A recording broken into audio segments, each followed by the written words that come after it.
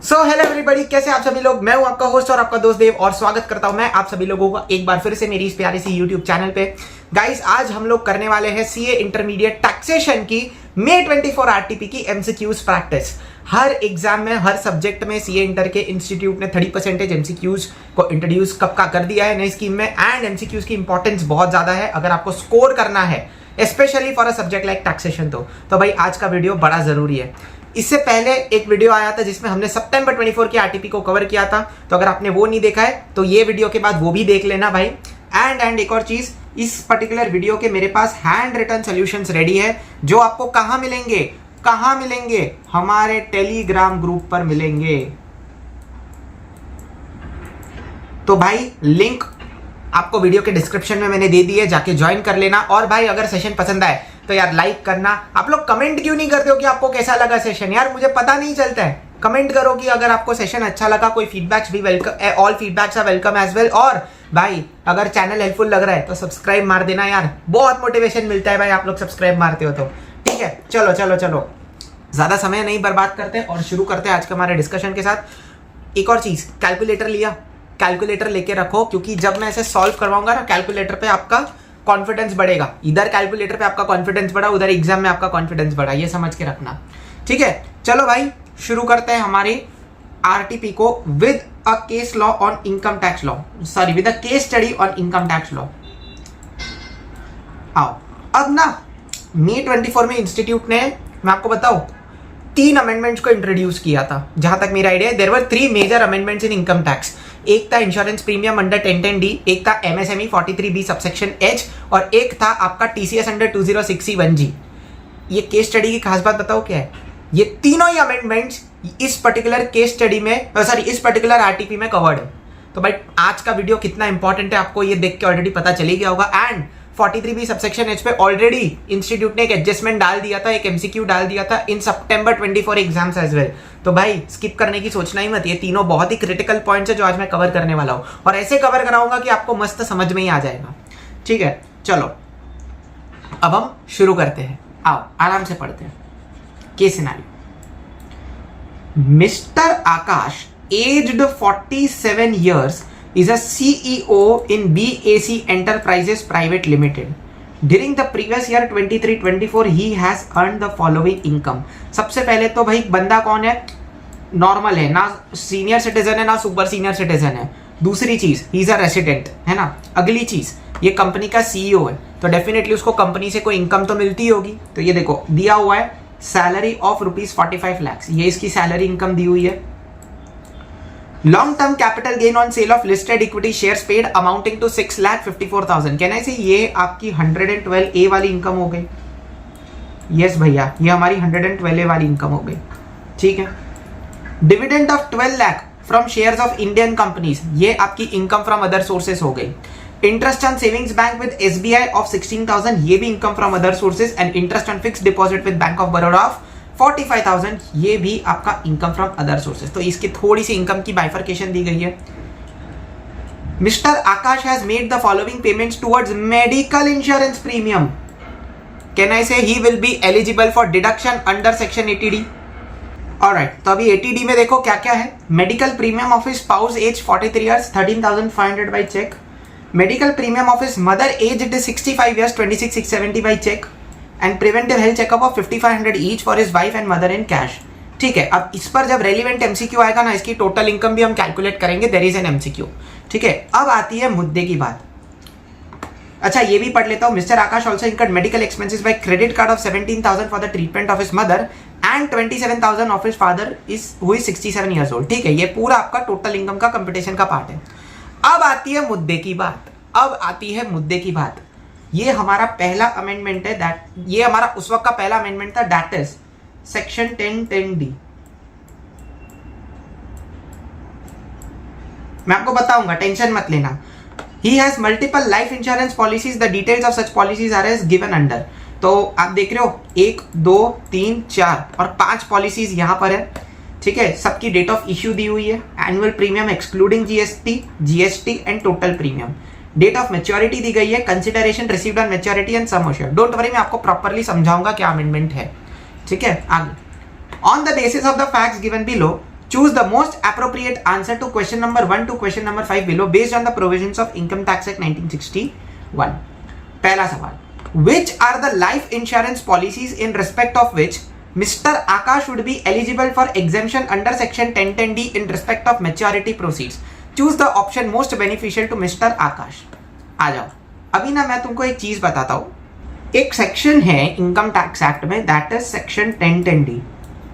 भैया ये तो हमको पता है, बट अभी ये क्या बोलते हैं पता है? लाइफ इंश्योरेंस पॉलिसी के जो मैच्योरिटी प्रोसीड्स होते हैं, या जो भी आप सम अश्योर्ड बोलो, हम लोग सम अश्योर्ड बोलते हैं, ठीक है? जब आपकी इंश्योरेंस पॉलिसी पकती है, मैच्योर होती है, उसका जब आपको पैसा मिलता है, वो पता है कब एग्जेम्प्ट होता है इनकम टैक्स में?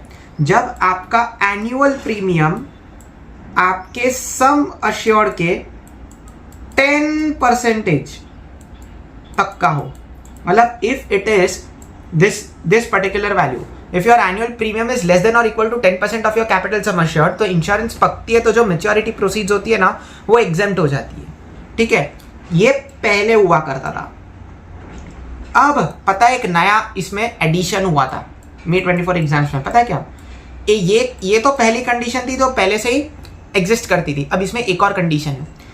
बोलते हैं कि जो भी इंश्योरेंस पॉलिसीज 1 अप्रैल 23 या उसके बाद इश्यू हुई है ना, उसके लिए याद रखना, सिर्फ वही इंश्योरेंस पॉलिसीज जिसपे जो 1 अप्रैल 23 या उसके बाद इश्यू हुई है, सिर्फ उसी पर ये अमेंडमेंट एप्लीकेबल था. बाकी अगर 1 अप्रैल 23 से पहले वाली पॉलिसी है, उस पर आज भी यही एक कंडीशन चेक होती है. ठीक है, तो 1 अप्रैल 23 या उसके बाद जो पॉलिसी इश्यू हुआ है ना, उसमें ये तो चेक करने का ही, बट उनका भी टोटल एनुअल प्रीमियम 5 लाख से ऊपर नहीं जाना चाहिए. मतलब वही 1 अप्रैल 2023 के बाद समझो मैंने 3 पॉलिसी इशू की. एक का एनुअल प्रीमियम 2 लाख था, एक का एनुअल प्रीमियम 1 लाख था, और एक का एनुअल प्रीमियम 3 लाख था. एंड सारे के सारे एनुअल प्रीमियम्स 10% ऑफ कैपिटल, उनके respective 10% of capital sum assured के अंडर थे. तो पहली कंडीशन तीनों में फुलफिल. अब समझना, इसमें दूसरी एक कंडीशन पता है क्या चेक करनी है? कि जो भी पॉलिसीज में एग्जेम्प्ट करवा रहा हूं ना, ऑन और आफ्टर 1423 वाली, उनका एनुअल प्रीमियम 5 लाख से ऊपर नहीं होना चाहिए. तो देखो, what would be the most beneficial for me? ये 2 लाख में एग्जेम्प्ट कर दूंगा, तो cumulative annual premium 2 lakh, plus ये वाला भी एग्जेम्प्ट हो जाएगा 3 लाख. बट ये वाला एग्जेम्प्ट नहीं होगा, क्योंकि अगर मैंने ये वाला एग्जेम्प्ट किया तो एग्जेम्प्ट पॉलिसीज का एनुअल प्रीमियम 6 लाख हो जाता है 5 लाख की जगह पे, and it should not exceed 5 lakh. समझ में आया? तो मैं सिर्फ यही 2 एग्जेम्प्ट करवाऊंगा. बट ये कंडीशन कब चेक करनी है? Only for insurance policy issued on और आफ्टर 1 अप्रैल 23. ये पूरा मैंने आपको अमेंडमेंट रिवाइज करवाया. अब आ जाते हैं क्वेश्चन पे. तो ये देखो, यहां पर इस तरह से मुझे 5 पॉलिसीज दी गई है, 5 पॉलिसीज दी गई है. अच्छा, एक चीज याद रखना, जो टर्म इंश्योरेंस पॉलिसी है ना, टर्म इंश्योरेंस पॉलिसी उस पर जनरली ये लिमिट एप्लीकेबल नहीं है. ये लिमिट एप्लीकेबल नहीं है 5 लाख वाली. ठीक है, तो उसको आप एग्जेम्प्ट करवा सकते हो, ये ध्यान रखना. आओ, अभी मैं आपको मेरे सोल्यूशन में लेके चलता हूं. हम लोग को क्यूमुलेटिव प्रीमियम का कैलकुलेशन करना पड़ेगा.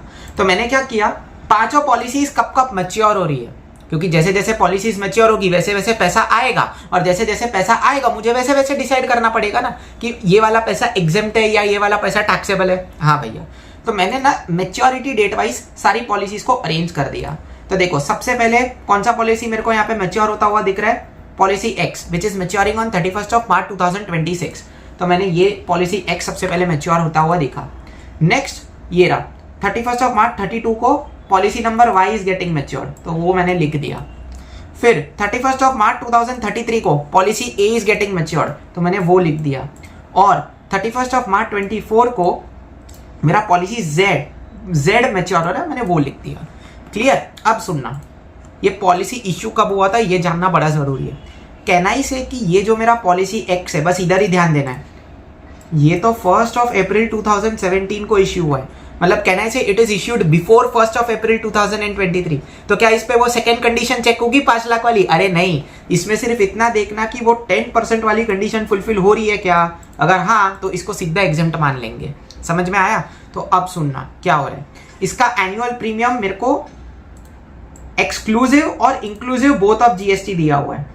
अब जब ये अमेंडमेंट आया था ना, तब क्लेरिफिकेशन मांगा गया था कि भाई जीएसटी को एक्सक्लूड करना, इंक्लूड करना. याद रखना, clarification was that you will always have to consider premium excluding GST. तो इसको काटो, इसका कोई काम नहीं है, this is of no use, क्योंकि क्लैरिफिकेशन के हिसाब से हम लोगों को एक्सक्लूसिव जीएसटी वाला प्रीमियम लेना है। तो इसका एनुअल प्रीमियम कितना 40 लाख और इसका सम अश्योर्ड देखो कितना दिया हुआ है 5 लाख। कैलकुलेट करो कितना परसेंटेज हो रहा है, 40,000 डिवाइडेड बाय 5 लाख अगर मैं करूं इट इज कमिंग टू 8%, 10% के अंदर है। इसमें 5 लाख वाली कंडीशन चेक होगी क्या, नहीं होगी भैया। तो सिंपल सी बात है, ये 8% वाला कंडीशन फुलफिल हो रहा है, दिस इज ऑटोमेटिकली एग्जेम्प्ट। तो ये देखो क्यूमुलेटिव प्रीमियम हम इसमें कैलकुलेट ही नहीं करेंगे, क्योंकि ये कैलकुलेशन, ये कंडीशन ही इस पर अप्लाई नहीं करती। इसका 10% ऑफ कैपिटल सम एश्योर्ड 8% है, एक ही कंडीशन देखेंगे, दिस इज ऑलरेडी एग्जेम्प्ट। तो पॉलिसी एक्स को तो मैं एग्जेम्प्ट मान सकता हूं। अब अगली पॉलिसी देखो तो समझना, ये जो 7 लाख मुझे मिलेगा ना, दिस विल बी एग्जेम्प्ट। 31 मार्च 26 को जो 7 लाख मिलेगा दैट विल बी एग्जेम्प्ट। अब आते हैं हमारी अगली पॉलिसी कौन सी मैच्योर हो रही है, 2032 को पॉलिसी वाई मैच्योर हो रही है। अब वाई में देखना क्या सीन है, ये मैंने 1 अप्रैल 23 को इश्यू की है। तो क्या इसमें 5 लाख चेक होगा, हाँ इसमें दोनों कंडीशन चेक होगा। तो पहले तो 10% वाला चेक कर लेते हैं। 3 लाख इसका एनुअल प्रीमियम है और इसका सम अश्योर्ड 33 लाख है, तो कितना परसेंटेज आ रहा है देख लो, दैट इज कमिंग टू 9.09। तो मैं इसको 9% मान लूं, तो ये तो एक कंडीशन फुलफिल हुआ। अब इसका दूसरा कंडीशन, ये जो मेरे को प्रीमियम मिल रहा है क्यूमुलेटिवली कितना होगा 3 लाख। तो भाई ऑफ कोर्स ये तो 5 लाख के अंदर ही है। ये एज ऑफ नाउ मेरा टोटल जो पॉलिसीज को मैं एग्जेम्प्ट मानूं, अगर मैं इसको एग्जेम्प्ट मानूं तो उसका एनुअल प्रीमियम 5 लाख के अंदर चल रहा है। यस, तो इसको मुझे एग्जेम्प्ट मानना है, ये भी एग्जेम्प्ट हो जाएगा। तो देखो अब तक जितनी पॉलिसीज को मैंने एग्जेम्प्ट माना है, एक ही पॉलिसी को एग्जेम्प्ट माना है जिसका टोटल प्रीमियम है मैं 3 लाख रुपीज, एंड क्योंकि ये भी 10% के अंदर है, तो ये जो 36 लाख मुझे मैच्योरिटी पे मिलेगा ऑन 31 मार्च 2032, ये भी मेरा एग्जेम्प्ट हो जाएगा। तो ये भी मेरी एग्जेम्प्ट हो गई। तो अब तक मेरी 2 पॉलिसीज एग्जेम्प्ट हुई है, एक्स और वाई। अब देखो खेल में मजा आएगा, सुनना। अगली पॉलिसी कौन सी मैच्योर हो रही है, 31 मार्च 2033। ध्यान देना अभी मेन पॉइंट अभी है। तो once again this policy issued on और आफ्टर 1 अप्रैल 23, तो दोनों कंडीशन चेक होगी। यस भैया, इसका एनुअल प्रीमियम है 2.5 लाख रुपए, इसका कैपिटल सम एश्योर्ड है 27 लाख रुपए। निकालो परसेंटेज,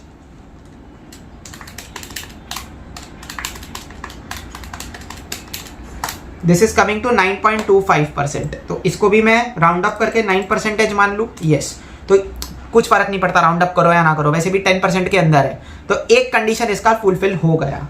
सुनना, ये 9% तो फुलफिल हो गया। अब मेरी बात ध्यान से सुनना, अगर मैं इस पॉलिसी को एग्जेम्प्ट मानूं तो क्या टोटल एग्जेम्प्ट पॉलिसीज का प्रीमियम 5 लाख के अंदर रहता है क्या? देखो अब तक देखो इस पर तो ये काउंट ही मत करना, because this is issued on और बिफोर 1 अप्रैल 23, तो ये 40,000 तो एनुअल प्रीमियम की कैलकुलेशन में आएगा ही नहीं। बट ये वाला तो आएगा ना, क्योंकि दिस इज इशूड ऑन और आफ्टर 1 अप्रैल 23, तो इसका 3 लाख एग्जेम्प्ट। और अगर मैं इसको भी एग्जेम्प्ट मान लूं, तो मेरा एनुअल प्रीमियम कितना हो जाएगा, ये 3 लाख और 2.5 लाख, 5.5 लाख प्रीमियम हो गया, जो 5 लाख से एक्सीड कर रहा है। तो इस पॉलिसी को मैं एग्जेम्प्ट नहीं मान सकता। क्यों? क्योंकि अगर मैंने इसे एग्जेम्प्ट माना तो ये 1010D का वायोलेशन हो जाएगा, क्योंकि टोटल एनुअल प्रीमियम 5.5 लाख चला जाता है। तो I can not treat this as exempt. यही इस क्वेश्चन का मेन इंपॉर्टेंट पॉइंट था। आई होप आपको समझा होगा। This is not exempt. तो देखो मैंने वही लिखा है कि अगर मैंने इसको एग्जेम्प्ट माना, मेरा एनुअल प्रीमियम 5.5 लाख हो जाएगा, ये 3 लाख और इसका 2.5 lakh. So I can not treat this as exempt. समझा? अब आते हैं पॉलिसी नंबर Z पर। तो याद रखना वंस अगेन, अब तक मैंने एक ही पॉलिसी को एग्जेम्प्ट माना है, उसका एनुअल प्रीमियम 3 लाख है। ठीक है, अब Z अगला पॉलिसी 31 मार्च 2034 को मैच्योर हो रहा है। इसका भी एक तो 10% कंडीशन तो निकलेगा ही, वो कॉमन कंडीशन है दोनों में। तो my annual premium is 2 lakh divided by my capital sum assured that is 25 lakh. तो इसका मेरा 8% आता है, तो एक कंडीशन तो ये भी फुलफिल कर रहा है। अब आते हैं हम लोग इसके वाले 5 लाख वाले कंडीशन पे। अगर मैं इस पॉलिसी को भी एग्जेम्प्ट मान लूं तो मेरा एनुअल प्रीमियम कितना है, इसका 3 लाख ऑलरेडी आ जाएगा, प्लस इसका 2 लाख। तो मेरा cumulative annual premium of exempt policies इसमें 5 लाख होता है, 5 लाख से एक्सीड नहीं कर रहा है। तो कहना ही से ये दोनों कंडीशन फुलफिल कर रहा है। ये इसको एग्जेम्प्ट मान के मेरा एनुअल प्रीमियम भी 5 लाख तक रहेगा, और ये दोनों पॉलिसीज जो है ये 10% ऑफ कैपिटल, इनका annual premium 10% of capital sum assured के भी अंडर है, और इस पर दोनों कंडीशन लगेगी, क्योंकि इस पर ये इश्यू है ऑन और आफ्टर 1 अप्रैल 2023, तो ये पॉलिसी भी दोनों कंडीशन फुलफिल कर रही है, so I can treat this as also exempt. क्या आपको समझ में आया? यस भैया, हमको समझ में आया। तो इसका ये देखो, अगर मैंने इसको पॉलिसी माना तो देखो, एक तो मैंने ये वाले को माना एग्जाम, तो इसका 3 लाख, और ये वाले को एग्जाम माना 2 लाख। इन दोनों का मिला करके मेरा एनुअल प्रीमियम आता है 5 लाख, प्लस ये जेड का इंडिविजुअल पॉलिसी का भी जो कैपिटल सम एश्योर्ड है उसका 10% के अंदर इसका प्रीमियम है, तो ये दोनों कंडीशन फुलफिल कर रहा है, तो ये हो जाएगा एग्जाम्प्ट। ठीक है, तो अभी देखो हमारी कौन कौन सी पॉलिसीज एग्जाम्प्ट हुई। एक तो एक्स को हमने एग्जाम्प्ट किया, एक तो हमने वाई को एग्जाम्प्ट किया, और एक तो हमने जेड को एग्जाम्प्ट किया। तो कहना इसे X Y and Z, option A should be my correct answer. अब आप बोलोगे भैया ये टर्म लाइफ इंश्योरेंस पॉलिसी को भी तो एग्जाम्प्ट मानो, इंस्टीट्यूट ने ना इसको कंसिडरेशन में लिया ही नहीं है। इंस्टीट्यूट में इसको कंसिडरेशन में लिया ही नहीं है, क्योंकि इसमें ना 5 लाख वाली कंडीशन को चेक करना है भी नहीं है। ठीक है, एंड वैसे भी ये पॉलिसी देखो कब इशू हुआ है, 1 मार्च 2023 ऐसा। तो even though this is exempt, this is subject to the 10%, but I don't know why institute ने इसको कंसिडरेशन में लिया ही नहीं है। ठीक है, तो इसको तो जाने ही दो। तो X Y and Z is our most accurate and relevant answer, तो option A should be my correct answer. देख लेते हैं, ये देखो ऑप्शन ए करेक्ट आंसर है। ठीक है, आगे What would be your answer to MCQ1 if Akash surrendered LIC A in AY 26-27 and claimed exemption under 1010D in respect of such LIC? अब देखो चेंज क्या बोल रहा है, चेंज क्या बोल रहा है, LIC है ना, सब सेम रखना, खाली एक चेंज मानना, खाली एक चेंज ये मानना कि पॉलिसी नंबर ए जो है, पॉलिसी नंबर ए जो है ना, पॉलिसी नंबर ए जो है ना, उसको AY 33-34 में नहीं, AY 26-27 में ही एग्जाम्प्ट मानना। मतलब 31 मार्च 2026 को ये पॉलिसी सरेंडर हुआ है और इस पर इन्होंने एग्जाम्पशन भी क्लेम आउट कर लिया है। ठीक है, तो वंस अगेन एक्स तो वैसे भी एग्जाम्प्ट होगा इस केस में भी। क्यों? क्योंकि मेरे भाई सिंपल सी बात है, इस पे तो 10% वाले कंडीशन चेक होगा। अब समझना, सबसे पहले अब y नहीं, y से पहले अब a मैच्योर हो रहा है, तो a में देखो क्या हो रहा है, इसका एनुअल प्रीमियम कितना हम लोगों ने कैलकुलेट किया था, a में एनुअल प्रीमियम हम लोगों ने 9% कैलकुलेट किया था। ठीक है, सेकेंडली इसका एनुअल प्रीमियम 2.5 लाख है, तो अगर मैं इसको एग्जाम्प्ट मानूं तो मेरा annual premium of exam policies 5 lakh के अंदर है एज ऑफ नाउ, तो इसको मैंने एग्जाम्प्ट मान लिया। ठीक है, इसको मैंने एग्जाम्प्ट मान लिया, चलो इसको एग्जाम्प्ट। ठीक है, x एग्जाम्प्ट हुआ है, a एग्जाम्प्ट हुआ है। अब y, अब अगला कौन सा पॉलिसी मैच्योर हो रहा है, ये देखो 32 को पॉलिसी नंबर y मैच्योर हो रहा है। वंस अगेन इसका एनुअल प्रीमियम अगर आप देखोगे तो ये तो 9% पर ही है, अब भी 9% पर है, बट अगर मैंने इसको एग्जाम्प्ट माना तो तो total premium of exam policies देखो कितना हो रहा है आप ऑन और आफ्टर 1/4/23 वाली। तो सबसे पहले तो इसका मैंने 2.5 लाख एग्जाम माना था, अब अगर मैं इसको एग्जाम्प्ट मानता हूं तो इसका प्रीमियम देखो 3 लाख हो। वंस अगेन मेरा एनुअल प्रीमियम 5.5 लाख हो जाएगा of the exam policies after 1/4/23। तो इसको मैं एग्जाम्प्ट नहीं मान सकता, वाई को इस केस में एग्जाम्प्ट नहीं माना जाएगा। और इसके आगे देखो जेड, अगला पॉलिसी जेड मैच्योर हो रहा है, इस तो अब तक देखो मैंने 2.5 लाख का एग्जाम पॉलिसी है, 2.5 लाख प्रीमियम है एग्जाम पॉलिसीज का, प्लस अगर मैं इसको भी एग्जाम मान लूँ तो ये तो 4.5 लाख हो जाएगा ना, 2.5 प्लस 2 लाख। और साथ ही साथ इसका भी अगर आप एनुअल प्रीमियम देखोगे it is 8% of capital sum assured, तो इस केस में मेरा जेड भी एग्जाम्प्ट हो सकता है। तो अब मेरा एक्स वाई जेड नहीं, अब मेरा एक्स ए और जेड ये 3 एग्जाम्प्ट हो जाएगा, एक्स ए और जेड ये एग्जाम्प्ट हो जाएगा। ठीक है, तो ये देखो ऑप्शन सी है ना, X Z and A, this should be my correct answer. ये रहा option C is my correct answer.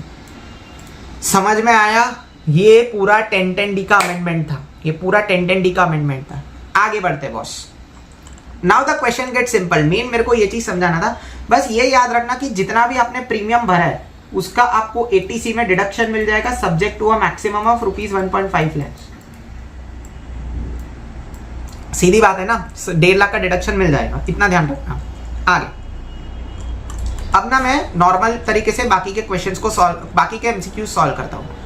What would be the amount of deduction available to Mr. Akash under Chapter 6A for AY 24-25 if he has exercised to option to shift out of the default tax regime? मतलब of course अपने old regime में जिसमें ATC से ATU के सारे deductions हमें मिल जाएंगे, तो उसमें कितना डिडक्शन मिलेगा अब ध्यान से सुनना। सबसे पहली चीज मैंने क्या बोला, 80C में डिडक्शन मिलेगा 1.5 लाख का, 80C में डिडक्शन मिलेगा 1.5 लाख का, तो 1.5 लाख होना तो चाहिए ना। तो एक देखो ये पॉलिसी फिलहाल एक्टिव है तो इसका 40, तो इसका हमने 40 का प्रीमियम भरा होगा। ये वाला पॉलिसी इस साल से एक्टिव हुआ है तो हमने 3 का प्रीमियम भरा होगा। तो ये देखो 40,000 इसका, 3 लाख इसका। ये पॉलिसी बाद, ये दोनों पॉलिसीज बाद में इश्यू होगी तो इसका प्रीमियम हम बाद में भरेंगे, तो ये EY में उसका कोई लेना देना नहीं है।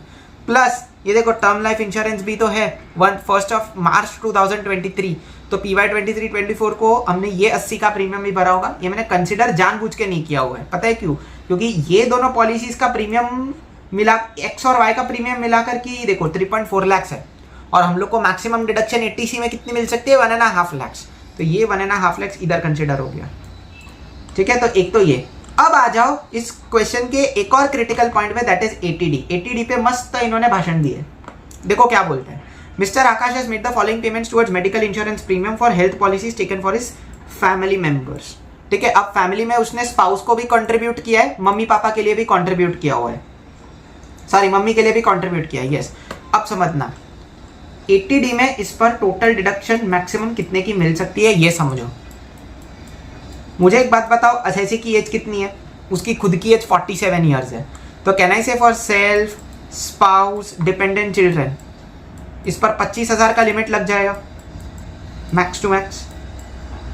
क्यों 25,000? क्योंकि उसकी खुद की एज, ये जिसकी वाइफ की एज, उसके बच्चे की एज, ऑफकोर्स तीनों की एज 60 से कम है, तो इस पर 25K।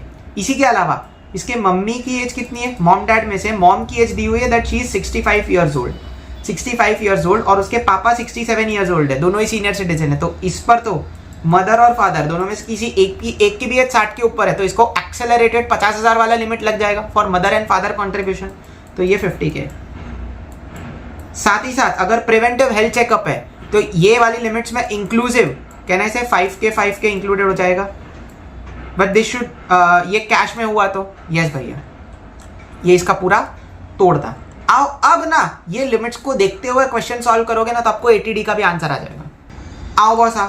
तो अब देखो स्पाउस उसकी 43 इयर्स की है जिसका उसने 13,500 का डिडक्शन मेडिकल इंश्योरेंस प्रीमियम भरा है, तो ये देखो ये मेरे 25 वाले में आ जाएगा, self spouse and dependent children वाली लिमिट में।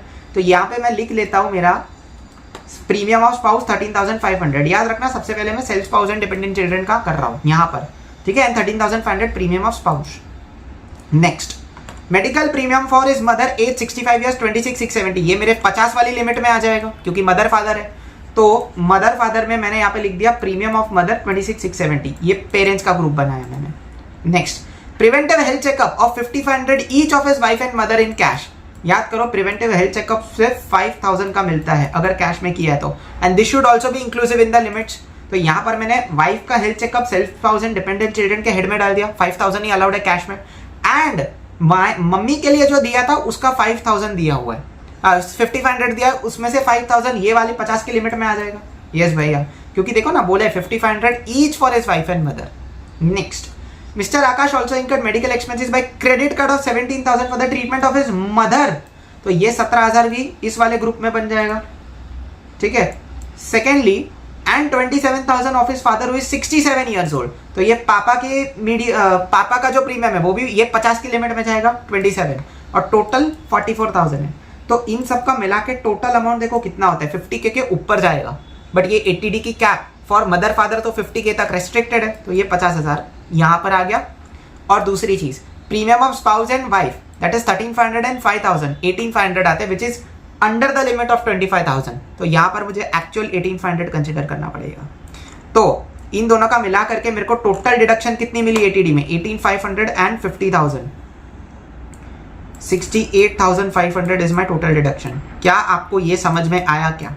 बढ़िया।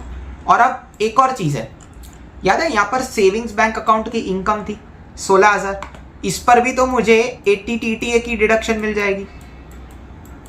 अगर एसएससी 60 इयर्स के अंदर है तो TTA में 10,000 की डिडक्शन ओनली फॉर सेविंग्स, और अगर एसएससी की एज 60 इयर्स से ज्यादा है तो सेविंग्स FD मिला करके 50,000। यहाँ पर एज 47 है तो TTB जाएगा कि TTA जाएगा? TTA जाएगा 10,000 का, समझा? तो यहाँ पर सेविंग्स बैंक अकाउंट 10,000 का डिडक्शन। तो देखो ये 68,500 ATD में, ये 1.5 लाख इंश्योरेंस पॉलिसी का ATC में, और ये TTA 10,000 मिला करके देखो कितना होता है। मैं आपके सामने कैलकुलेट करके बताता हूँ। 1,50,000 इधर, प्लस मेरा 68,500 इधर, प्लस मेरा 10,000 इधर, 2,28,500 मेरा आंसर यहाँ पे बनता है और यही मेरी डिडक्शन हो जाएगी। सिंपल एज दैट, बढ़िया। तो ये देखो 2,28,500, option C will be my correct answer. एक बार सोल्यूशन देख लेते हैं, ऑप्शन सी ही इंस्टीट्यूट ने सही आंसर बोला है। बढ़िया, लाइक कर दो यार। Next, what is mister Akash tax liability for AY 24-25 under the default tax regime under section 115 BAC। बोलते हैं 115 BAC में इसकी टैक्स लायबिलिटी कितनी, तो 115 BAC के तो स्लैब्स हमको पता ही है ना। तो अब ध्यान से सुनना, पहले क्या करूंगा मैं टोटल इनकम निकालूंगा, उसके बाद ना यहाँ पर आप देखोगे ना तो स्पेशल रेट वाली इनकम भी है, वो 112A वाली इनकम ये है ना, 112A वाली इनकम है जिसपे फ्लैट रेट 10% लगता है subject to an exemption of 1 lakh. तो टोटल इनकम जितनी भी मेरी निकली उसमें से 1 लाख, इसमें से ये 6,54,000 अलग करूंगा और उसको उसमें 1 लाख की एग्जेम्पशन क्लेम करके उस पर 10% का बेसिक टैक्स और बैलेंस इनकम है उस पर नए इनकम टैक्स स्लैब के हिसाब से टैक्स लगाऊंगा दोनों और वो बैलेंस इनकम के हिसाब से उसका टैक्स निकलेगा। फिर दोनों को जोड़ेंगे, अगर सरचार्ज वगैरह कुछ है नहीं सरचार्ज शायद आएगा तो उस पर सरचार्ज लग जाएगा, plus health and education cess भी लग जाएगा। ठीक है, तो टोटल इनकम को स्प्लिट करके स्पेशल रेट पे निकालेंगे, नॉर्मल रेट पे निकालेंगे, बेसिक टैक्स को जोड़ के सरचार्ज ऐड करके सेस ऐड कर देंगे तो मेरा टैक्स निकल जाएगा। ठीक है, आओ कैसे करते हैं मैं तुमको बताता हूँ। सबसे पहले मैंने क्या बोला, टोटल इनकम निकालो। अब मुझे सबसे पहले सैलरी दी गई है 45 लाख की। अब यहां पर बच्चे करेंगे गलती, वो सीधा लिख लेंगे अरे सैलरी 45 लाख, ठोको, टोटल इनकम है ठोको, जिधर भी तुमने बोला ठोको, गलत हो जाओगे भाई। पता है क्यों भैया, इस पे स्टैंडर्ड डिडक्शन कौन लेगा, लेकिन ये तो 115 BAC है। हाँ तो क्या हो गया, स्टैंडर्ड डिडक्शन फॉर सैलरी जो है ना वो तो 115 BAC और नॉर्मल रिजाइन दोनों में मिलता है अभी से, तो स्टैंडर्ड डिडक्शन 50,000 की भूलना मत। तो सबसे पहले मैंने यहाँ पे सैलरी का इनकम लिखा 45 लाख, स्टैंडर्ड डिडक्शन 50,000 की, तो मेरा income under head salary 4450, this is considered. Long term capital gains आ रहा हूँ 6,54,000, तो ये मेरा कैपिटल गेन्स में जाएगा। Dividend of 12 lakh from shares of Indian companies, income from other sources में आ गया। Interest on saving bank account 16,000 and bank of Baroda deposit 45,000, तो यहाँ पर ये आ गया। एक और चीज में ना आपका क्या डाउट आ सकता है कि भैया इस पर कोई TDS नहीं कटा होगा क्या। अगर इंस्टीट्यूट को बोलना होता ना कि इस पे TDS कटा है तो इंस्टीट्यूट सामने से कोई हिंट दे देता क्वेश्चन में, ठीक है, या फिर अमाउंट ऐसे ग्रॉस अप करके नहीं देता, ये यहाँ पे अमाउंट दिख ही रहा है कि ग्रॉस अप किया हुआ है। ठीक है, इंस्टीट्यूट कहीं ना कहीं हिंट दे देता है कि TDS कटानी है, तो हम लोग को ग्रॉस अप करके ही मानना है और हम लोग 16,000 और 45,000 जो है यहाँ पे लिख लेंगे। फर्दर इंस्टीट्यूट ने ना आई थिंक यहाँ पे TDS को इग्नोर ही मारा है, तो उस पर डिस्कस करके मतलब नहीं है, ignore TDS provision for this question. तो यहाँ पर मेरी इनकम फ्रॉम अदर सोर्सेज 12,61 आ गई। तो देखो 4450 सैलरी, 654 कैपिटल गेन्स और 1261 मेरा इनकम फ्रॉम अदर सोर्सेज। निकालो टोटल इनकम कितनी है, इट इक्वल्स टू 63,65,000, तो ये मेरी टोटल इनकम आ गई। GTI या टोटल इनकम। अच्छा मुझे एक बात बताओ, इसमें मैं डिडक्शन लूंगा क्या, जो 2,28,500 कैलकुलेट किया था? नहीं लोगे। क्यों नहीं लोगे, ये 115 BAC है और 115 BAC में जो भी डिडक्शंस आप चैप्टर 6 में पढ़ के आए हो, जो भी कैलकुलेट करके आए हो, एप्लीकेबल नहीं है। तो कहना है से यहाँ पर मेरी GTI और टोटल इनकम सेम हो जाएगी। हाँ भैया, GTI टोटल इनकम सेम 63,65,000। तो चलो इस पर टैक्स निकालते हैं। अब समझना, ये 63,65,000 के ना दो बाइफर्केशन होंगे। इसमें से मैंने यहाँ पे किया नहीं है बट कर देता हूँ, इसमें से 6,54,000 मेरा LTCG का टैक्स निकलेगा और बैलेंसिंग फिगर कितना है 63,65,000 माइनस मेरा 6,54,000, 57,11,000 मेरा बैलेंस इनकम हो गया।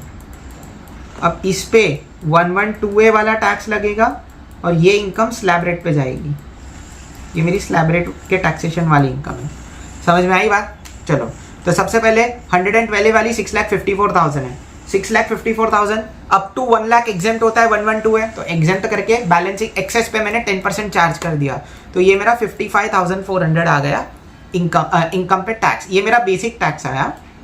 अब स्लैब रेट पे कैलकुलेट करो, तो 3 लाख से 15 लाख तक 0 to 3 लाख एग्जेम्प्ट है, ठीक है। तो जो भी आप 0 to 3, 3 to 6, 6 to 9, 9 to 12 और 12 to 15 करके निकालोगे ना, हर बार वो रेट के हिसाब से आपका नॉर्मल टैक्स 1.5 लाख ही आता है अंडर न्यू रिजाइन, ठीक है। वो अप टू 15 लाख का टोटल करके देखो आपको 1.5 लाख आएगा।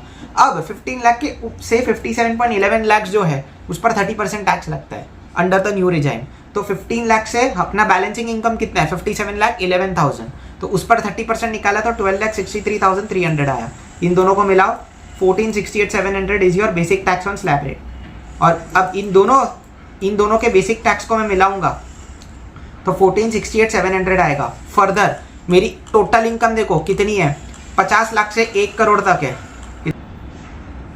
अब देखो मेरी टोटल इनकम कितनी है, 50 लाख से 1 करोड़ के बीच में है, तो कहना है इसे 10% सरचार्ज रेट लग जाएगा। हाँ भैया 10% सरचार्ज लग जाएगा, तो मैंने इस पर 10% सरचार्ज लगा दिया, 1,46,870। तो सरचार्ज लगाने के बाद अच्छा इनकम अगर 50 लाख से 1 करोड़ के बीच में है ना, तो 10% सरचार्ज लगता है उन टैक्स लायबिलिटी, ये ध्यान रखना। तो अब इसको ऐड करने के बाद आया 16,15,570 प्लस इस पर 4% हेल्थ एंड एजुकेशन सेस लगा दो, तो आपका आंसर आएगा 16,80,192.8। अगर मैं इसको राउंड ऑफ करूं तो इट इज 16,80,190। देखो इसका आंसर आता है क्या, 16,80,190 किधर भी, ये रहा ऑप्शन बी 16,80,190।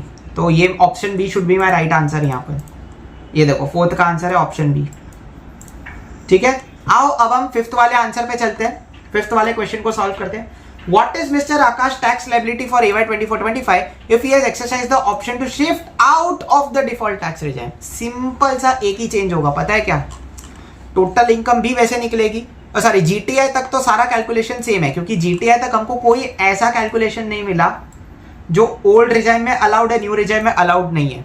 तो मैं क्यों फालतू में वापस से पूरा कैलकुलेट करने बैठूं जीटीआई, यहाँ पर मेरे पास अवेलेबल है, यही ले लिया। बट अब इसमें एक चेंज आ जाएगा, आप सोचो वो चेंज क्या है, आप सोचो वो चेंज क्या है। मैंने इसके बारे में बात भी की है, डिडक्शंस अंडर चैप्टर 6A जो हमने 2,28,500 का कैलकुलेट किया था, वो अब हमें मिल जाएगा। क्यों, because now we are shifting out of the default tax regime.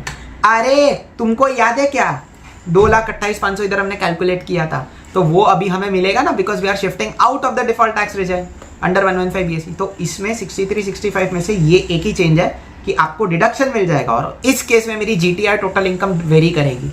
इस केस में मेरी टोटल इनकम 61,63,500, फिर उसमें से सेम 6,54,000 पे LTCG वाला टैक्स लगेगा, बैलेंसिंग जो भी इनकम होती है उसके स्लैब रेट वाला टैक्स लगेगा, दोनों को मिलाओ बेसिक टैक्स, फिर इनकम तो इस केस में भी 50 लाख से 1 करोड़ के बीच में, तो टैक्स लायबिलिटी पर 10% सरचार्ज लगेगा, plus 4% health and education cess लगेगा।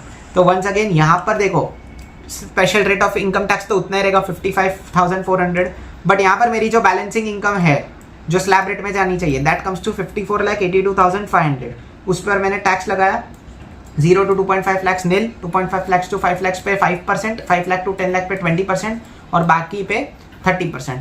तो ये बेसिक टैक्स आया 14,57,250, और यहाँ पर आप देखोगे 55,400 इज माई 112 वाला टैक्स।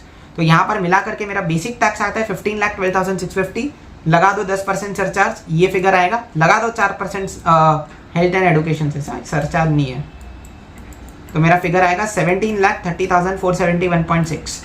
तो कहना इसे राउंड अप करके आंसर क्या आना चाहिए, 17,30,470।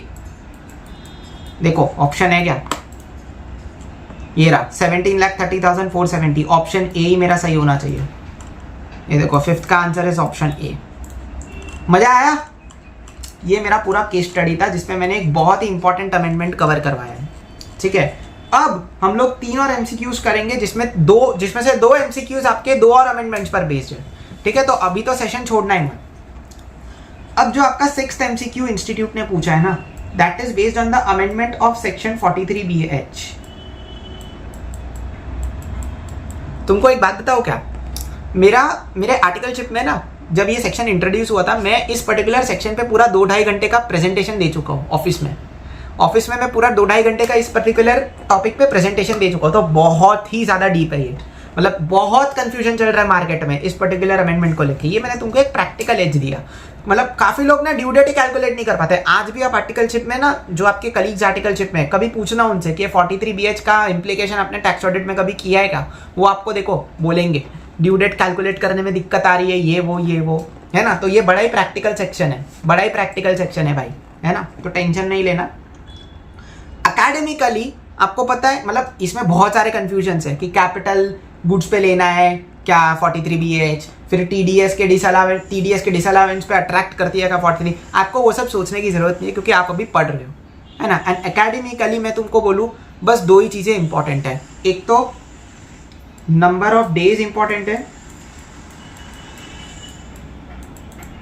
ठीक है, एंड एक आपका ड्यू डेट है, बस।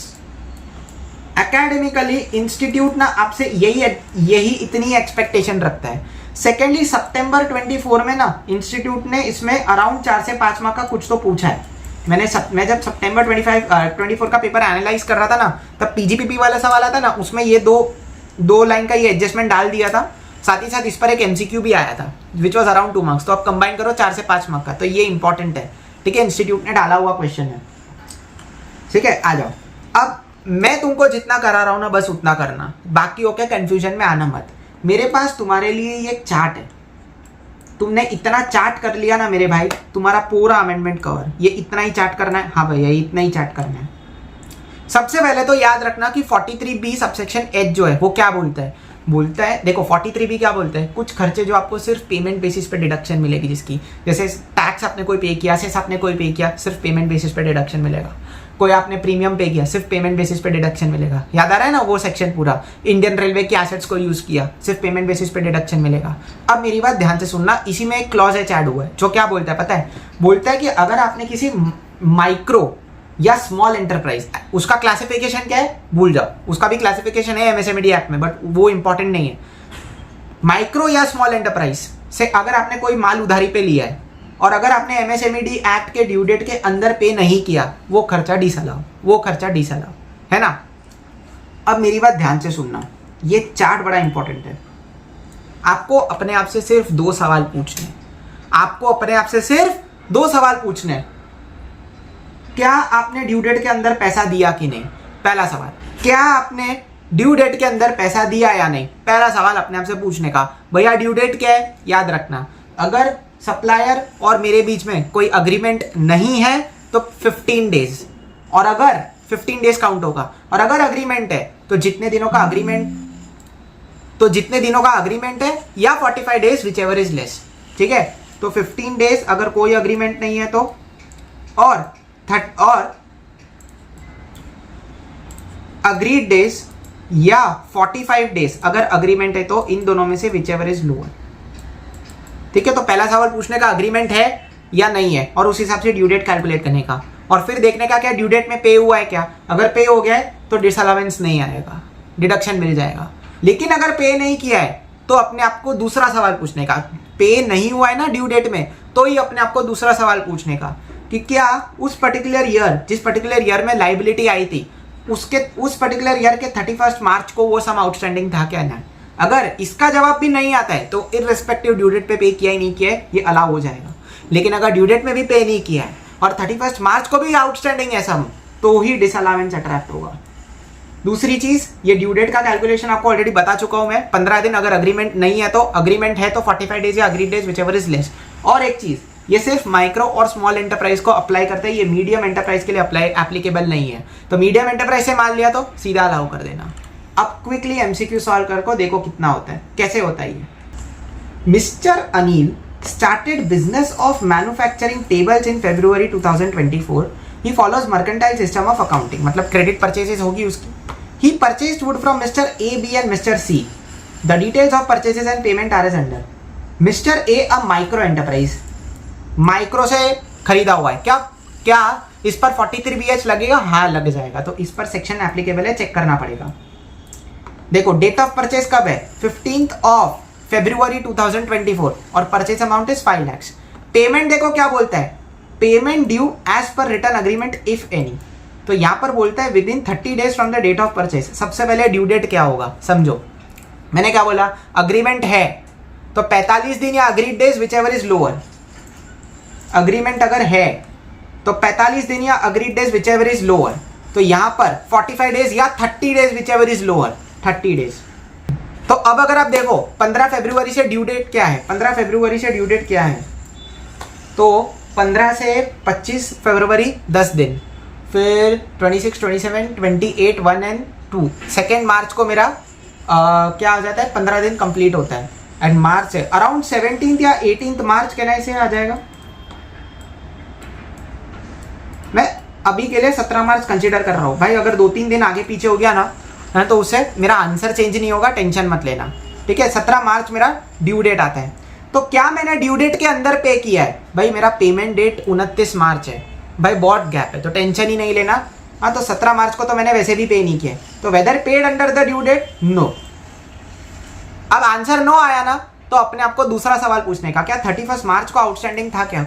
भैया आपने 29 मार्च को पे किया था, मतलब 31 मार्च को the sum was not outstanding, 31 मार्च को the sum was not outstanding as of that year. तो देखो इट वाज नॉट आउटस्टैंडिंग, तो क्या बोला है, अलाउड, सिर्फ चार्ट फॉलो करने का, देखा, सिर्फ चार्ट फॉलो करने का। तो ये पैसा, ये 5 लाख की डिडक्शन मुझे मिल जाएगी। क्वेश्चन क्या पूछता है, क्वेश्चन पूछता है how much deduction would be available to mister Anil in AY 24-25, तो इस पे डिसअलावेंस नहीं लगेगा, मतलब डिडक्शन मिल जाएगा। अब ऐसा ही बाकी 2 केसेस को भी एनालाइज करते हैं, तुमको चार्ट याद हो जाएगा। Mister B small enterprise, once again क्या स्मॉल पे लगता है, हाँ भाई हाँ लगेगा, सिर्फ मीडियम पे नहीं लगता है, माइक्रो स्मॉल पे लगेगा। 17 March is my date of purchase और नो रिटर्न अग्रीमेंट, अग्रीमेंट ना हो तो 15 डेज और अग्रीमेंट हो तो 30 डेज या 45 डेज या agree days which ever is lower. तो 17 मार्च से 15 दिन ड्यू डेट गिनेंगे। सबसे पहले 17 मार्च से अगर आप 15 दिन गिनोगे तो 32, मतलब 2 April is my due date, 2 April is my due date. वापस से ड्यू डेट निकल दिया, अब चार्ट को फॉलो करने का, whether I have paid it under the due date, मैंने 15 अप्रैल को पे किया हुआ है, तो क्या मैंने ड्यू डेट में पे किया है, द आंसर इज नो। एक बार फिर से मेरा जवाब ना आता है तो अपने आप से दूसरा सवाल पूछने का, वेदर आउटस्टैंडिंग ऑफ 31 मार्च, हाँ भाई हाँ, ये मैंने 15 अप्रैल को पे किया है, तो 31 मार्च को तो सम आउटस्टैंडिंग था ही ना। आउटस्टैंडिंग मतलब क्या, पे नहीं किया है, तो दोनों ही कंडीशन ब्रीच हो रही है। तो अब क्या बोलता है, यस दिस इज डिसअलाउड, तो इसका मुझे डिडक्शन नहीं मिलेगा, इसका मिल जाएगा, ये 7 लाख का मुझे डिडक्शन नहीं मिलेगा। तीसरा, मिस्टर ए मीडियम एंटरप्राइज, क्या इस पे 43 BH लगेगा, द आंसर इज नो, इस पे तो लगेगा ही नहीं, चेक करके कोई मतलब ही नहीं है, इस पर तो ये सेक्शन ही अप्लाई नहीं होगा, तो सीधा सीधा 8 लाख मुझे अलाउ हो जाएगा, क्योंकि सेक्शन डिसअलावेंस का है, सेक्शन अप्लाई नहीं करेगा मतलब अलाउ हो जाएगा। तो मेरे को टोटल कितना आया, ये 5 लाख अलाउ, ये 8 lakh allow, the answer is option C 13 lakhs। देखते हैं 6th का आंसर इंस्टीट्यूट क्या बोलता है, ऑप्शन सी 13 lakhs। ये अमेंडमेंट घर पे जाके एक बार देख लेना, हैंड रिटन सॉल्यूशंस प्रोवाइड करवा रहा हूँ, चार्ट से समझ में आ जाएगा, ठीक है। आओ अब क्वेश्चन नंबर 7, एक और अमेंडमेंट जो उस वक्त आया था, TCS अंडर 206C1G, ये लिख लेता हूं 206C1G, ठीक है। अब पहले मैं अमेंडमेंट दिखा देता हूं क्या है उस वक्त का, अब समझना। ये पता है TCS अंडर 206C1G क्या बोलता है, बोलता है अगर आप कोई ओवरसीज टूर पैकेज खरीदते हो, इंडिया के बाहर जाने के लिए कोई टूर पैकेज खरीदते हो या इंडिया के बाहर पैसा रिमिट करवाते हो, तो वो टूर पैकेज ऑपरेटर को या वो ऑथराइज डीलर को जब आप दोगे ना, तब आपको साथ में TCS देना पड़ेगा। द डीलर और the overseas tour package operator should collect TCS from you. अब ये अमाउंट कितना है समझो। For LRS and education remittance, मतलब अगर आप इंडिया के बाहर पैसा रिमिट करवा रहे हो under the liberalise remittance scheme, या फिर इंडिया के बाहर पैसा रिमिट करवा रहे हो फॉर समवंस एडुकेशन, है ना। अच्छा याद रखना इसमें मेडिकल भी आ जाता है, तो अप टू 7 लाख कोई TCS नहीं, 7 लाख के ऊपर 5%, ठीक है। तो LRS education medical up to 7 lakh no TCS, 7 lakh के ऊपर जा रहा है तो 5%, ये स्लैब के हिसाब से देखना है, ठीक है। याद रखना ये स्लैब है, ऐसा नहीं है कि 7 लाख के ऊपर गया तो पूरे अमाउंट पे 5%, नहीं, ये स्लैब है, मतलब 7 लाख के जो एक्सेस में है ना, एक्सेस में सिर्फ उस पर 5% लगेगा। अब इस पर एक और केस, अगर आपने समझो एडुकेशन पर्पस के लिए इंडिया के बाहर पैसा रिमिट किया है और वो एडुकेशन का जो पैसा आपने पता है कहाँ से रेज किया है, अगर वो एडुकेशन का पैसा आपने एक ऐसे एडुकेशन लोन से रेज किया है जिसकी डिडक्शन सेक्शन 80E में आपको मिलती है, तो वो पर्टिकुलर पैसे पे ना up to 7 lakh zero, but 7 lakh के ऊपर एक्सेस में 0.5 होगा। बस इतना ये आपको ध्यान रखना है, ठीक है। अब ठीक है, ये तो बेसिक था, ये बेसिक था, ठीक है। अब मैं आता हूँ अमेंडमेंट किधर हुआ है उस पर। Up to 1 October 23 and after 1 October 23, ये तो ठीक है, इस पर अभी भी यही चल रहा है। अब ओवरसीज टूर पैकेज, इसमें अमेंडमेंट आया है। एडुकेशन मेडिकल वाला तो चलो सेम है, ओवरसीज टूर पैकेज में पता है क्या है, 1 अक्टूबर 2023 से पहले अगर आपने पैसा रिमिट किया होता ना तो 5% फ्लैट रेट है, विदाउट एनी एग्जाम्पशन, स्ट्रेट 5% आपका TCS कलेक्ट होता है। बट आफ्टर 1 अक्टूबर ये चेंज हुआ है। 1 अक्टूबर के बाद इस पे भी स्लैब रेट इंट्रोड्यूस हो गया है, तो up to 7 lakh 5%, above 7 lakh 20%। Once again and overseas tour package 1 October 23 से पहले सीधा 5% लगता था without checking any limit. But after 1 October 23 क्या चेंज आया, अप टू इस एडुकेशन अपने ओवरसीज टूर पैकेज में भी अप टू 7 लाख 5%, उसके ऊपर 20%। समझा? यस। अब इन तीनों को छोड़ के, मतलब एडुकेशन मेडिकल को छोड़ के, एडुकेशन स्पॉन्सर्ड बाय 80 लोन को छोड़ के, या ओवरसीज टूर को छोड़ के, अगर किसी दूसरे पर्पस के लिए आप इंडिया के बाहर पैसा रिमिट करते हो उसमें भी चेंज है। पहले ऐसा था अप टू 1 अक्टूबर था कि कोई TCS 7 लाख तक नहीं और उसके ऊपर 5%, ठीक है। तो पहले क्या होता था, no TCS up to 7 lakh and above 7 lakh 5% बाकी पर्पसेस के लिए। अब इसमें भी चेंज हुआ है, अबाउ 7 लाख ना पहले 5% लगता था, अभी 20% लगता है। दिस इज द अमेंडमेंट, ठीक है। तो इतना आपको ध्यान रखना है। आ जाओ, तो वंस अगेन भैया एक बार पूरा चार्ट रिवाइज करवा दो ना। आ जाओ, पहले एक बार चार्ट रिवाइज करवाता हूँ। इधर देखो, कॉन्फिडेंस आएगा। इधर देखो, सबसे पहले क्या है, एडुकेशन और मेडिकल पर्पसेस के लिए इंडिया के बाहर अगर पैसा रिमिट किया है तो अभी भी वही सिस्टम चल रहा है कि अप टू 7 लाख कोई TCS नहीं लगेगा, 7 लाख के ऊपर 5%।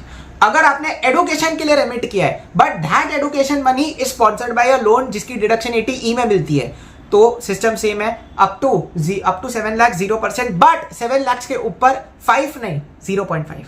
अमेंडमेंट किधर आया है, ओवरसीज टूर पैकेज में। ओवरसीज टूर पैकेज में पहले क्या होता था, अप टू 7 लाख कोई TCS कलेक्ट नहीं होता था, 7 लाख के एक्सेस में जो होता है उस पर 5% होता था। वो पहले की बात। अभी की बात क्या है कि up to 7 lakh after 1 October 23, up to 7 lakh 5%, above 7 lakh 20%। और ये तीनों पर्पसेस को छोड़ के अगर कोई और पर्पसेस के लिए आपने रिमिट किया है तो पहले ऐसा होता था कि up to 7 lakh no TCS, 7 lakh के ऊपर 5%। अभी क्या हुआ है, up to 7 lakh no TCS, other purposes के लिए अप टू 7 लाख अभी भी वही है, बट ऑन और after 1 October above 7 lakh remit किया है तो 20% TCS।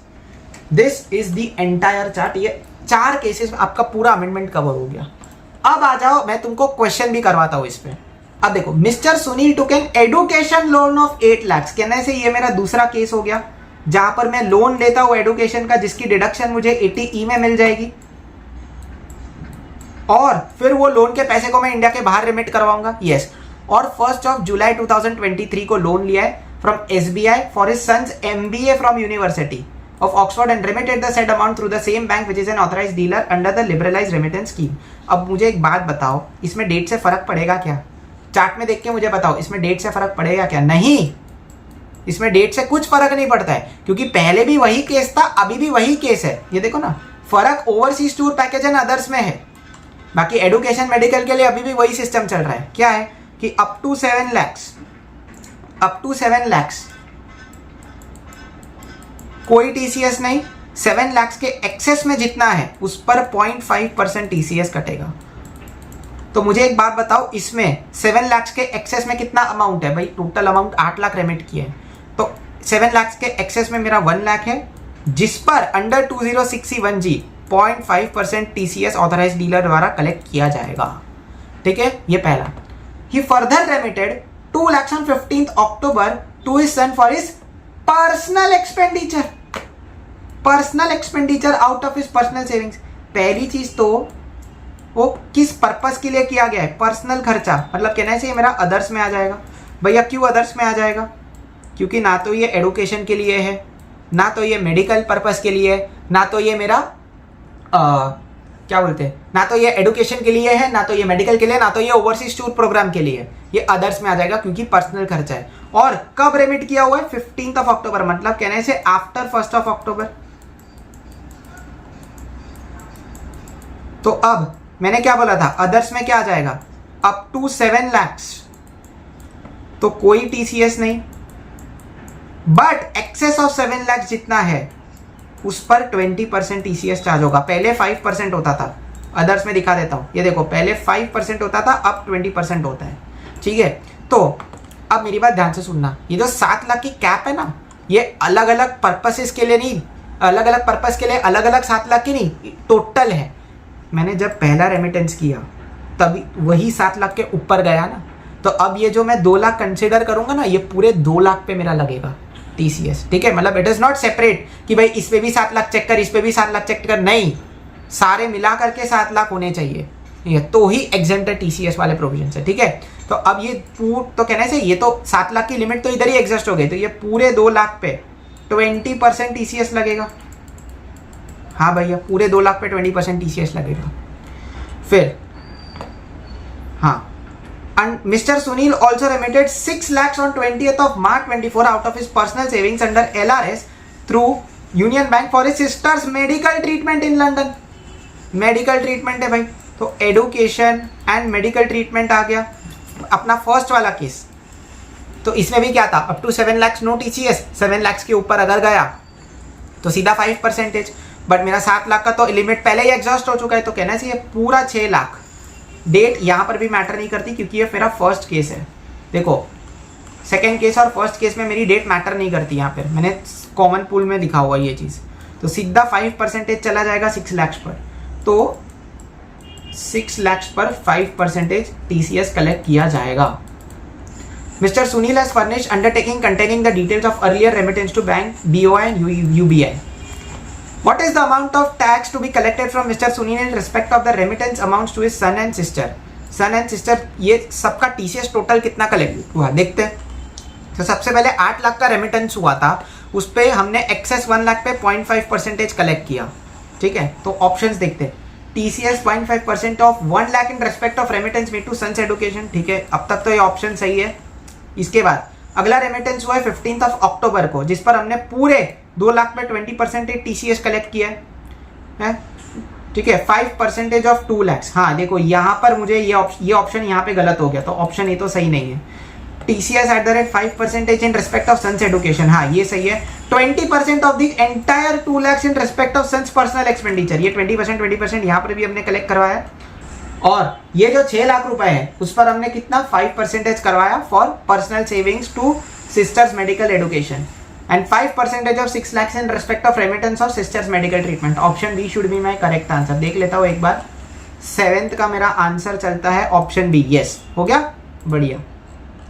हाँ समझ में आया, this covers our all the amendments. अब एक सिंपल सा क्वेश्चन है, एक बार दिखा देता हूँ क्या करना है इसमें सिर्फ टैक्स लायबिलिटी निकालनी है एंड आपका आंसर हो जाएगा, आपके इनकम टैक्स के सारे एमसीक्यूज हो जाएंगे खत्म। एक बार क्विकली इसको भी सॉल्व कर लेते हैं।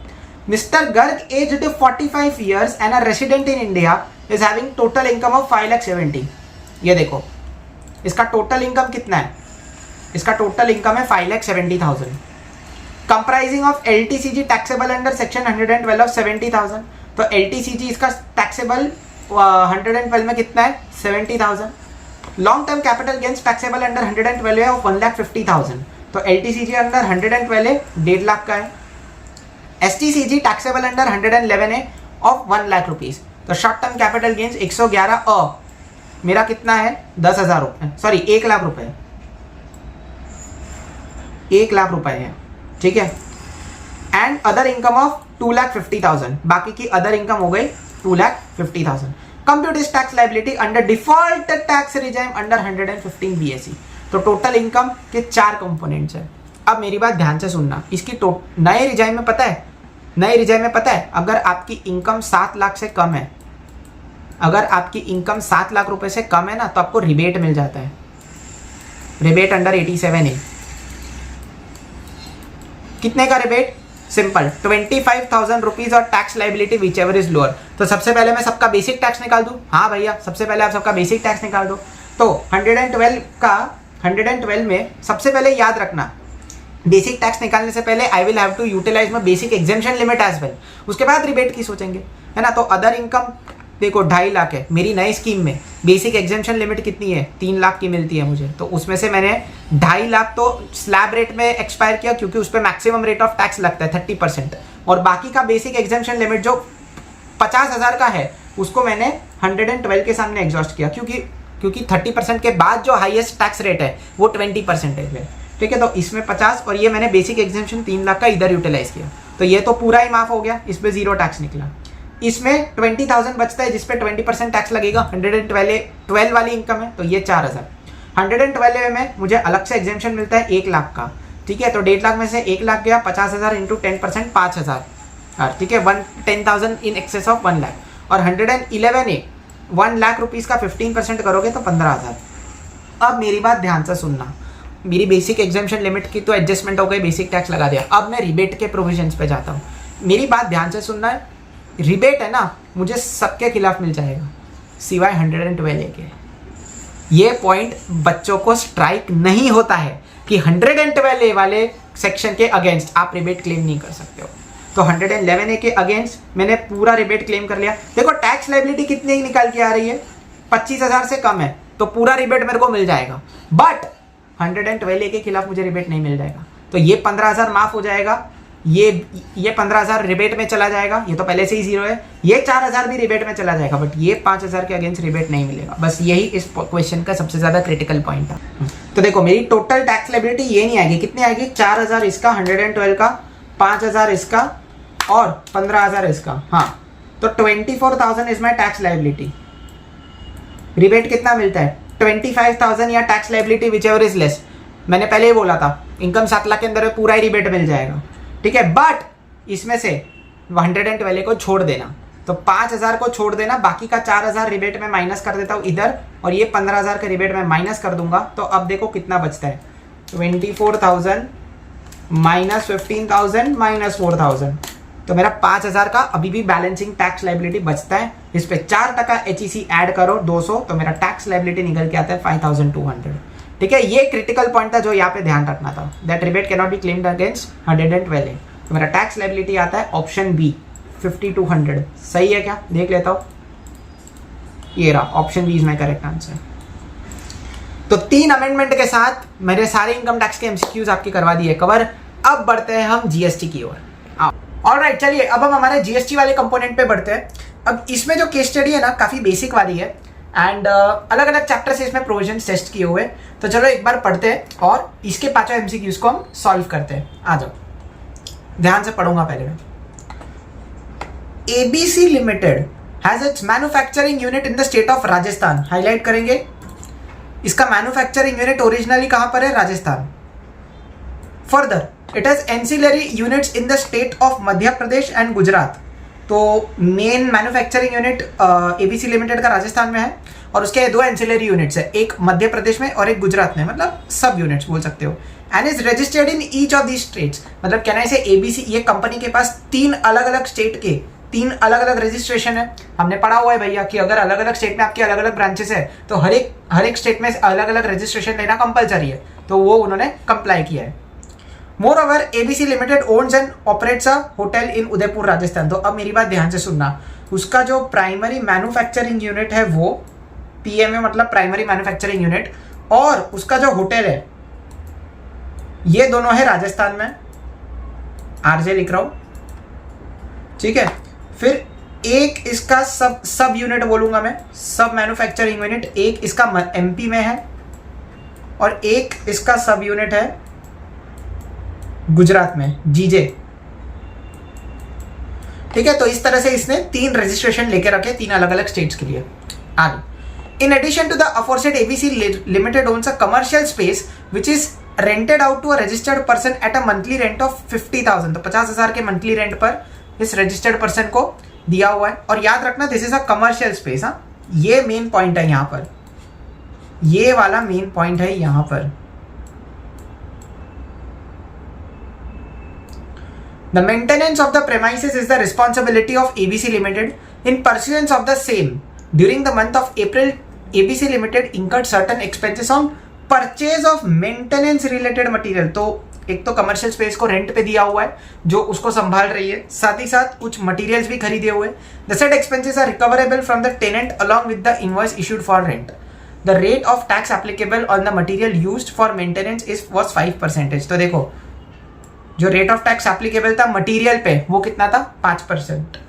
During the year ABC limited agreed to provide the hotel to mister X for a business conference to be held at Udaipur.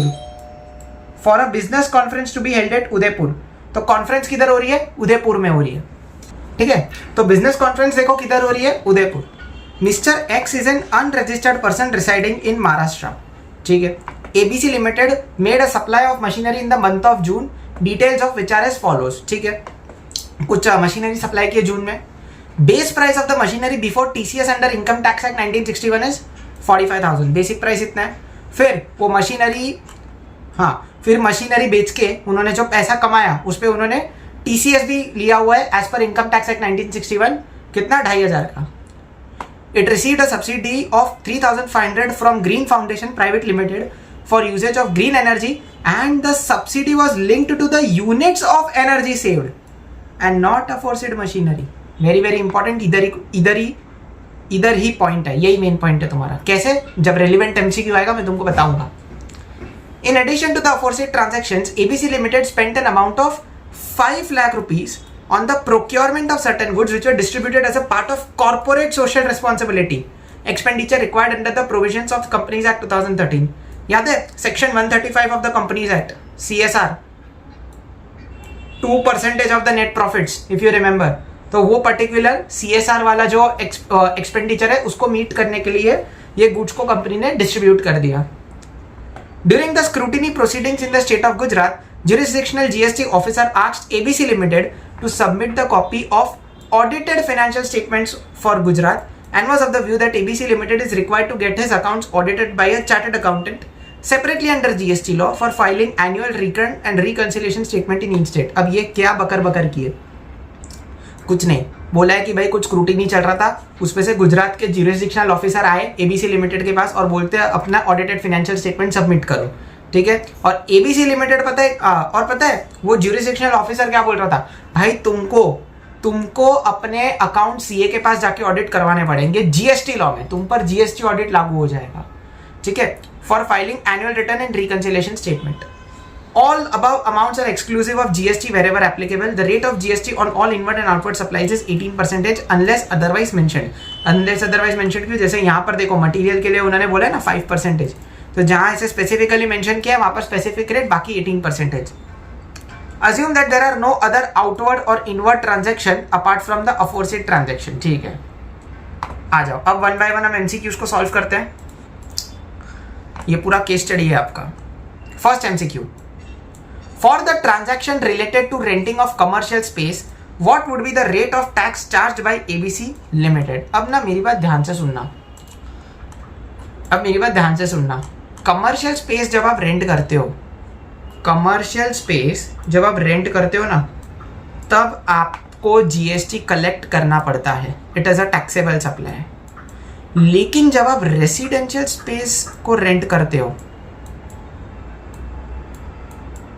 Not necessary कि आप हर बार जीएसटी कलेक्ट करो, है ना. नॉट नेसेसरी कि आप जीएसटी कलेक्ट करो. ठीक है, हम रेसिडेंशियल स्पेस पे अभी बात नहीं करेंगे, बट इतना हमें पता है कि कमर्शियल स्पेस पे हमें जीएसटी कलेक्ट करना ही है भाई. It is a taxable supply, है ना. साथ ही साथ कहीं पे भी ना कमर्शियल स्पेस पे हमें कितना जीएसटी कलेक्ट करना है क्वेश्चन बोलता नहीं है, बट लास्ट लाइन में लिख दिया हुआ है ना कि 18% for all inward and outward supplies. तो जो भी हमारा कमर्शियल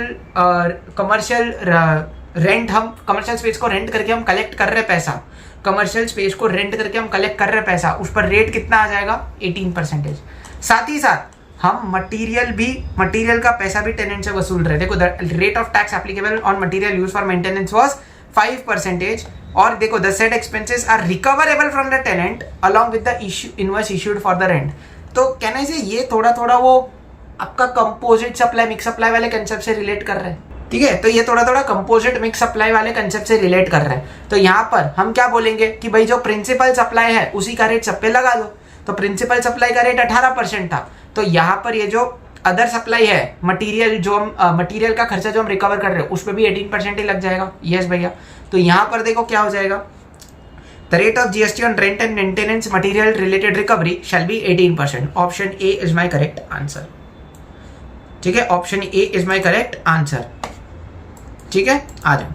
ठीक है, एक बार सोल्यूशन बता देता हूं। ये देखो, the rate of GST on rent and maintenance should be 18%। दूसरा, compute the value of supply under section 15 of the CGST Act 2017 made by ABC Limited in the month of June। तो अभी देखो 4 options दिए हुए हैं और हमको calculate करना है वैल्यू ऑफ सप्लाई। अब ध्यान से सुनना, ये वैल्यू ऑफ सप्लाई का हमें यहाँ पे करना है कैलकुलेशन।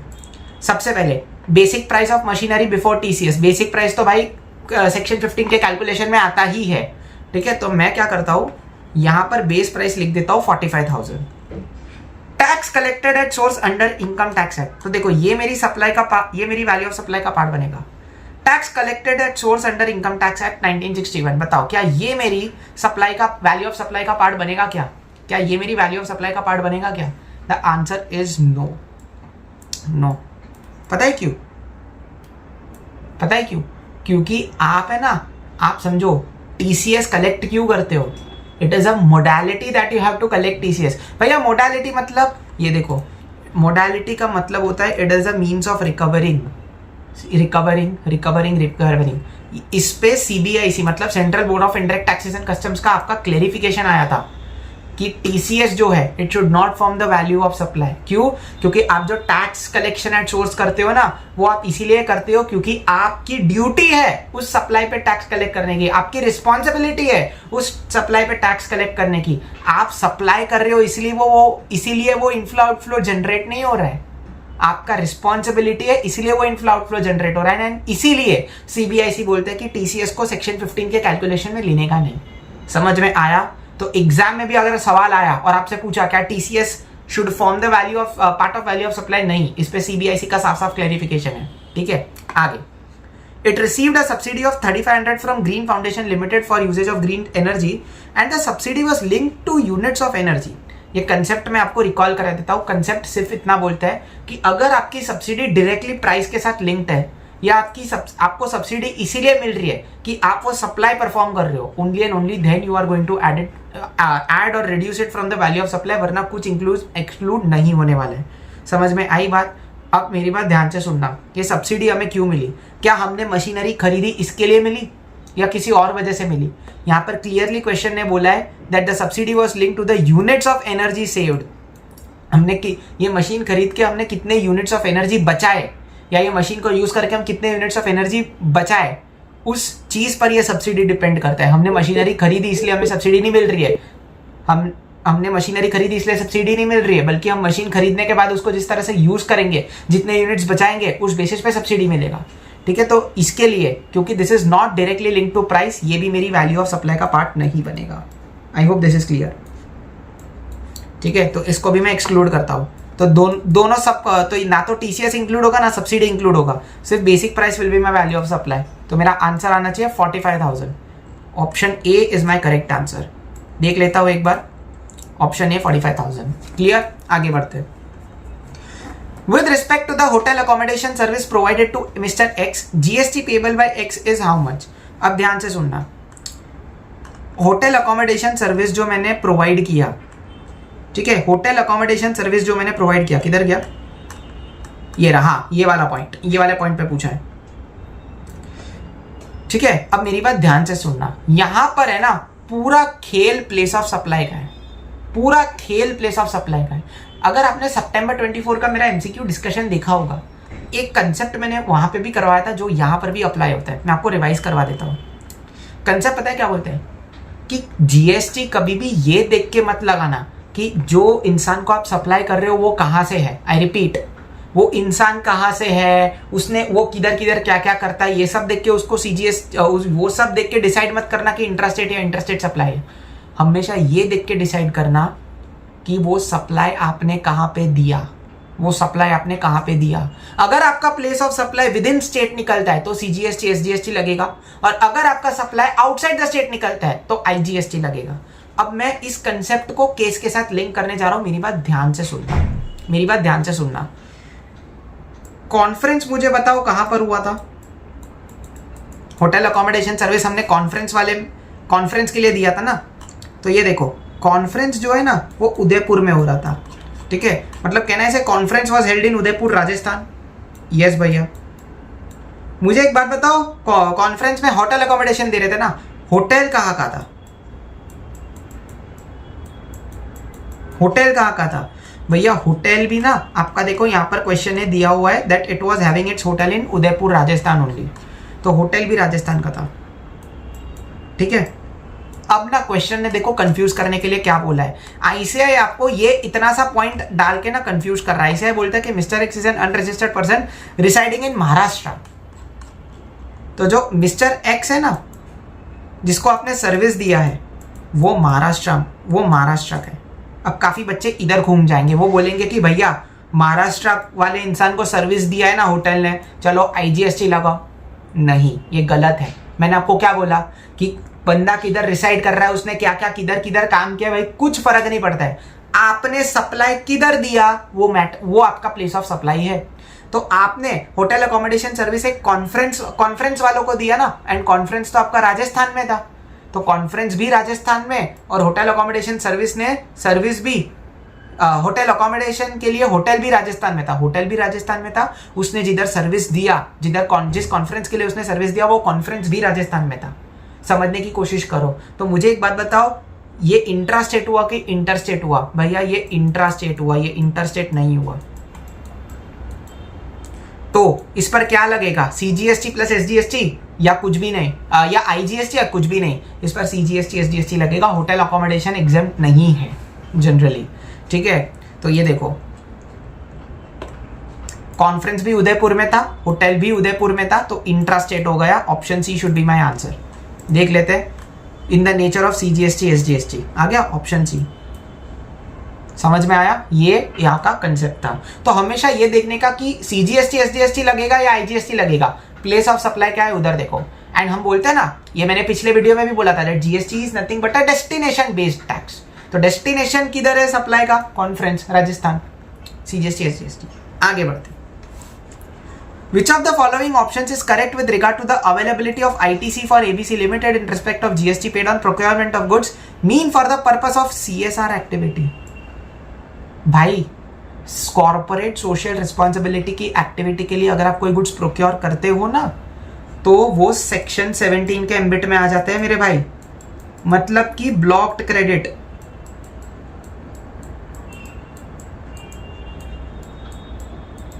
सीएसआर के लिए पाए गए गुड्स या खरीदे गए गुड्स पर आपको आईटीसी नहीं मिलता। ध्यान रखना, ये ब्लॉक क्रेडिट के रेंज में आता है। यहाँ पर ये देखो बोला था, पूरा इन्होंने डाला है कि भाई 5 लाख दिया, 5 लाख देके गुड्स खरीदा था सीएसआर एक्टिविटीज के लिए, तो इस पर ब्लॉक्ड क्रेडिट हो जाएगा। देखते हैं कौन सा ऑप्शन है।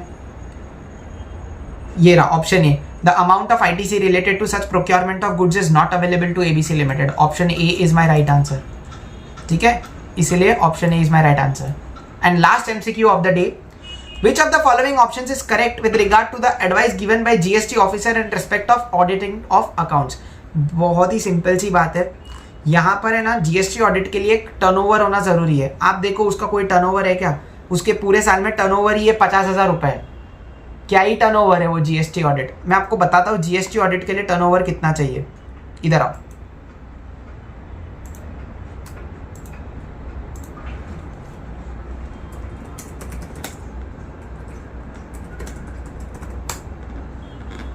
ये देखो कम से कम आपका 2 करोड़ का टर्नओवर होना चाहिए, only then you are liable for GST audit. और यहाँ पर आपका टर्नओवर ही कुछ नहीं है, आपका हो ही कितना रहा है टर्नओवर, ये सिर्फ आप 50,000 देके कमा रहे हो भाई, और क्या ही, और कोई ट्रांजैक्शन ही नहीं है ना आपका पूरे केस में, तो आप क्या ही ऑडिट करवाओगे, है ना, जरूरत ही नहीं है आपको ऑडिट की।